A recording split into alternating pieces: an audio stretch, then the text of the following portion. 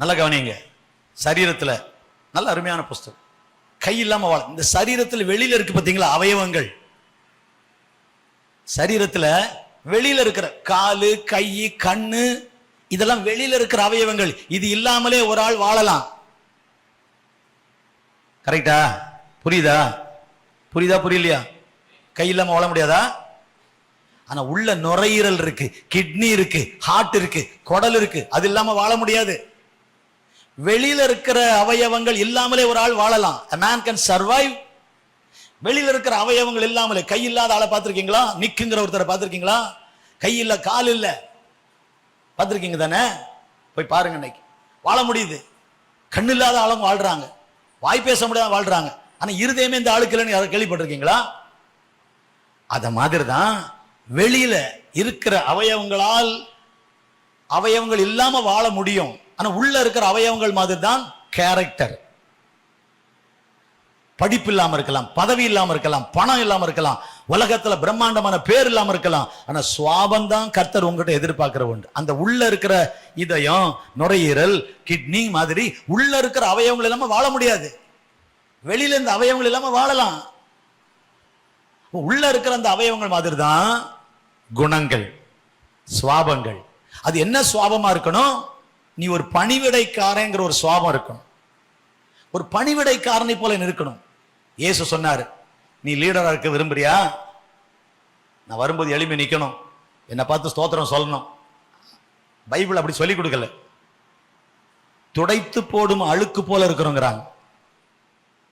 பவுல் சொல்றாரு, நாங்க துடைத்து போடும், அப்படியே தொடச்சிட்டு இந்த பேப்பர் எடுத்து இல்ல, இந்த டிஷ்யூ எடுத்து துடைக்கிறோம் பத்தியெல்லாம்,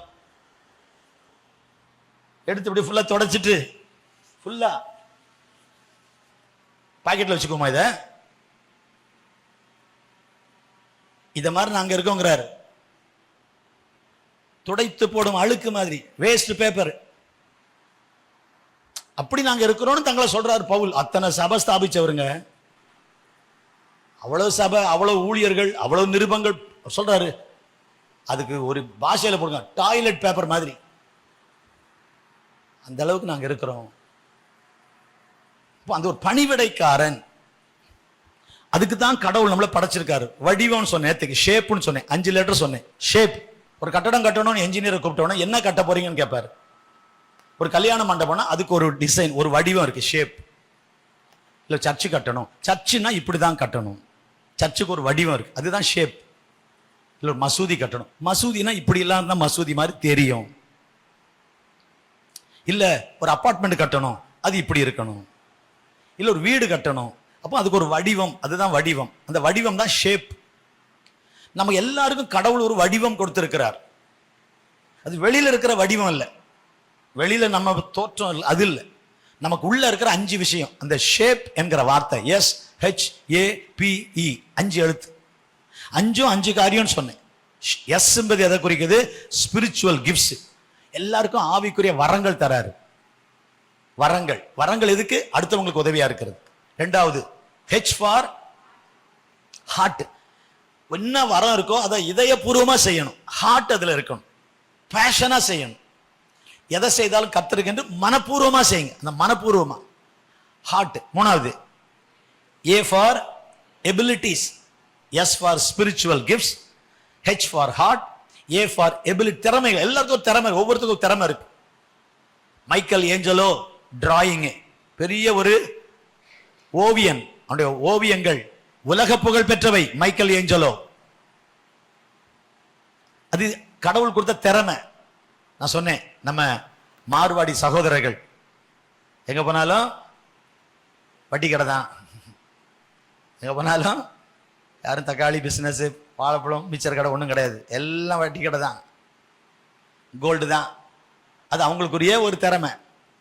நம்ம திருநெல்வேலி சகோதரர்களை பார்த்தீங்கன்னா எல்லாரும் பெட்டி கடை தான், அவங்க வட்டி கடை, அவங்க பெட்டி கடை. பெரிய பெரிய கடைகள், பெரிய கடைகள்லாம் பாருங்களேன், எல்லாம் மெட்ராஸ் சரவணா ஸ்டோர் பாருங்க, ரத்னா ஸ்டோர் பாருங்க, பெரிய பெரிய கடைகள். இந்த வியாபாரிகள் நிறைய பேருக்கு அது ஒரு சிலருக்கு அது ஒரு திறமை. அப்போ எல்லாருக்கும் இருக்கு, எல்லாருக்கும் திறமைகள் இருக்கு. S for spiritual gifts, H for heart, heart for அதாவது இதயபூர்வமா செய்யணும் அந்த வேலையை. 3வது எபிலிட்டிஸ். 4வது பி ஃபார் பர்சனாலிட்டி. நம்ம யாரா இருக்கிறோம், நம்ம எப்படி நடந்துக்கிறோம், அது ரொம்ப முக்கியம். அடுத்து E ஃபார் எக்ஸ்பீரியன்ஸ். ஒவ்வொன்றிலும் அனுபவம் என்றால் என்ன? அனுபவம்னா என்ன? எனக்கு என்ன நடந்ததல்ல அனுபவம், எனக்கு நடந்த ஒன்றை கொண்டு மற்றவங்களுக்கு நான் எப்படி உபயோகமாக இருந்தேன், அதுதான் அனுபவம். எனக்கு நடந்த ஒரு விஷயத்தை வச்சு இன்னொருத்தருக்கு எப்படி உதவியா இருந்தேன். அவர் சொல்றாரு, உங்கள் சந்தோஷத்துக்கு நாங்கள் சகாயரா இருக்கோம். we are helpers of your joy. நீங்க சந்தோஷமா இருக்கிறவங்க உதவியா இருக்கிறோம். நெருக்கப்பட்டு அடிபட்டு உதப்பட்டவர்.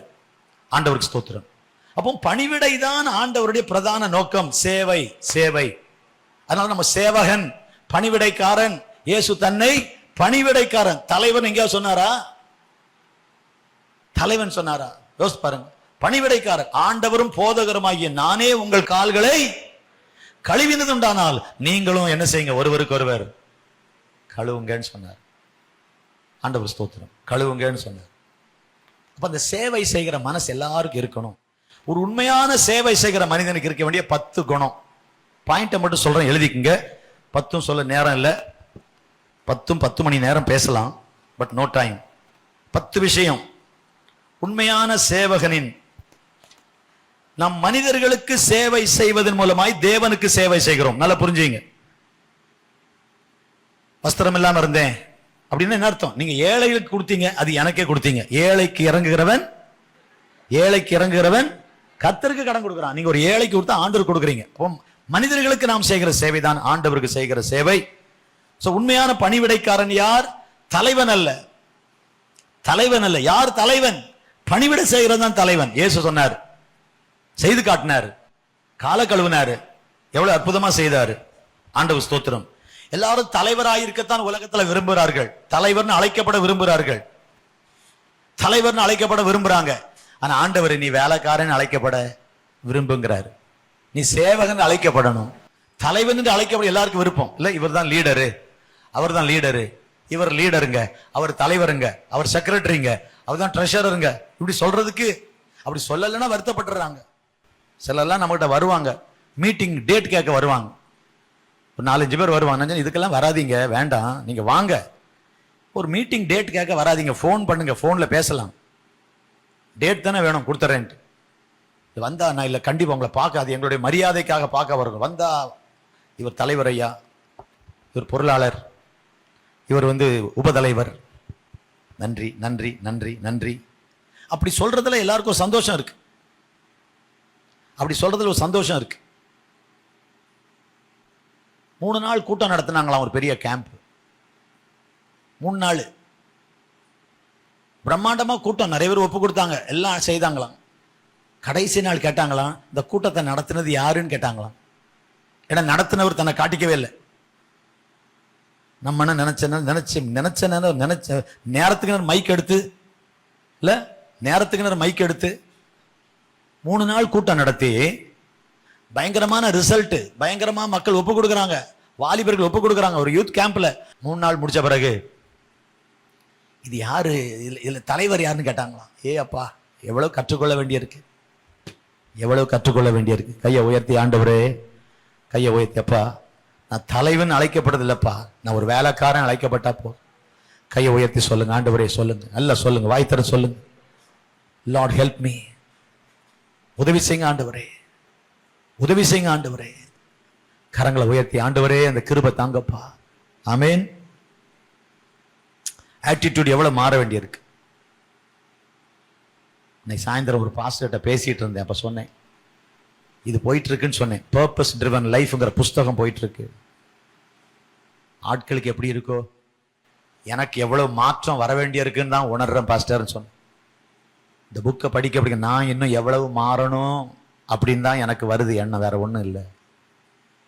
நான் தான் இன்னும் மாறணும், நான் எவ்வளவோ மாற வேண்டியிருக்கு, எனக்குள்ள எவ்வளவு மாற்றம் வரணும். அதனால எனக்கு ரொம்ப சந்தோஷமா இருக்கு, நடத்துறேன், ஆனா எனக்கே ரொம்ப சந்தோஷமா இருக்கு அப்படின்னு சொல்லிட்டு இருந்தேன். நம்மில் வாழ்க்கையில ஒரு மாற்றம் வரணும். ஆண்டவர் நல்லவர். உண்மையா இயேசு தன்னை ஊழியக்காரன், ஊழியம் கொள்ள வரல, ஊழியம் செய்ய வந்தார். அப்ப நான் பணிவிட செய்ய வந்தேன். ஜாடிகளில் தண்ணீரை ஊற்றுங்கள், உடனே அவர்கள் அழகா ஊத்தி நிரப்புறான். வேலைக்காரங்க, அவங்க பேரே பைபிள் இல்லை. அற்புதம் நடக்கிறதுக்கு அவங்க தான் காரணம், கீழ்ப்படிஞ்சவங்க. இப்ப ஜனங்களுக்கு எடுத்து பரிமாறுங்கள். திரும்ப கொண்டு போறாங்க. பேரே இல்லை பைபிள்ல. 5 அப்பம் 2 மீன், 5 அப்பம் 2 மீன் இயேசு கொடுத்தான். பெரிய அற்புதம். அந்த பையன் பேரே இல்லை. நம்ம பேர் போடலைன்னா சும்மா இருப்போமா? நான் இவ்வளவு தூரம் கஷ்டப்பட்டு பண்ணிக்கிறேன், என் பேரை கூட சொல்லல. நமக்குள்ள அப்ப எவ்வளவு சுயம் இருக்கு பாருங்க. ஒரு நன்றி கூட சொல்லல, ஒரு தேங்க்ஸ் கூட சொல்லல. சும்மா வந்து போனவங்களுக்கெல்லாம் தேங்க்ஸ் சொல்றாரு. நான் எவ்வளவு கஷ்டப்பட்டேன் எனக்கு சொல்லல. சில வேளையில் ஆண்டவர் இப்படி செய்வாரு. வந்து போனவங்களுக்கெல்லாம் தேங்க்ஸ் சொல்லிட்டு கஷ்டப்பட்டவங்கள தேங்க்ஸ் சொல்லாம விட்டுருவாரு. உங்களுக்குள்ள அந்த குணம் இருக்கான்னு பாக்குறதுக்கு. நமக்குள்ள அப்படியே இருக்கும். வரட்டும் வரட்டும் வரட்டும், கேட்கணும் கேட்கணும், கேட்காம விடக்கூடாது. அடுத்த முறை வரவே மாட்டேன், அடுத்த கூட்டத்துக்கு வரவே மாட்டேன், இனி கேட்ட செய்யவே மாட்டேன். உயிரை கொடுத்து இவ்வளவு பணம் செலவழிச்சு பண்ணியிருக்கிறேன், நம்மளை ஒரு வார்த்தை கூட நன்றி சொல்லல. சும்மா கடைசி நாள் வந்தவங்களுக்கு நன்றி சொல்றாரு. வர வர பாஸ்டர் கூட மாறிட்டாரு. தானே நம்ம ஆட்டிடியூடு. இப்படிதானங்க இருக்கு. சொன்ன என்ன சொல்லல என்னென்ன, பரலோகம் எனக்கு பலன் கொடுக்கும்.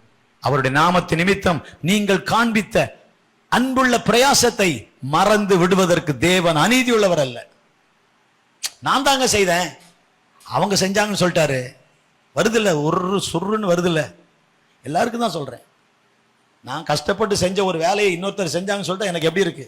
செஞ்சதெல்லாம் நான் யாரையோ பாராட்டுறாங்கப்பா. இதை எனக்குள்ளேருந்து வெளியே கொண்டு வர்றதுக்கு தான் இந்த மாதிரி அனுமதிக்கிறார் ஆண்டவர். இதெல்லாம் நம்மளை விட்டு வெளியே எடுக்கிறார் கர்த்தர். இதுதாங்க கர்த்தர் செய்கிற வேலை. கைவத்து ஒரு அலையில சொல்றீங்களா? இதுதான் கர்த்தர் நமக்குள் செய்கிற வேலை. இந்த பைபிள் ஸ்டடி நமக்கு மிகுந்த ஒரு ஆசீர்வாதம். நம்ம எல்லாம் மாறணும், நம்ம எல்லாருமே மாறணும். ஆண்டவருக்கு ஸ்தோத்திரம்.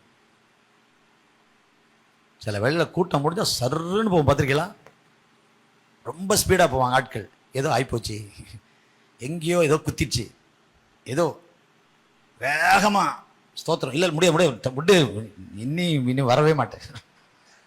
நம்ம எல்லாம் நம்மளை தான் சொல்கிறேன். நம்ம குணம் மாறலைன்னு அர்த்தம். குணம் மாறிட்டுன்னா இருந்து பொறுமையாக இருந்து நிதானமாக பார்த்து பேசி சிரிச்சிட்டு போவோம். சிரிப்பு போயிடும், சீரியஸ் ஆயிடுவோம். அது பிறகு நம்ம எல்லாருக்கும் சொல்கிறேன், நம்மளை பாராட்டலைன்னா நமக்கு ரொம்ப கஷ்டமாக இருக்கு, நம்மளை புகழலைன்னா கஷ்டமாக இருக்கு. இதெல்லாம் நம்ம எதிர்பார்க்கறது. கர்த்தர் இந்த சுயத்துக்கு சாகணும், அதான் சுயம் சாகணும். ஆண்டவருக்கு ஸ்தோத்திரம். கைவத்தூர் அலையில சொல்லாம 10 விஷயம் நாளைக்கு சொல்றேன். நான் இப்ப ஆரம்பிச்சா முடிக்கிற ஆள் இல்லை.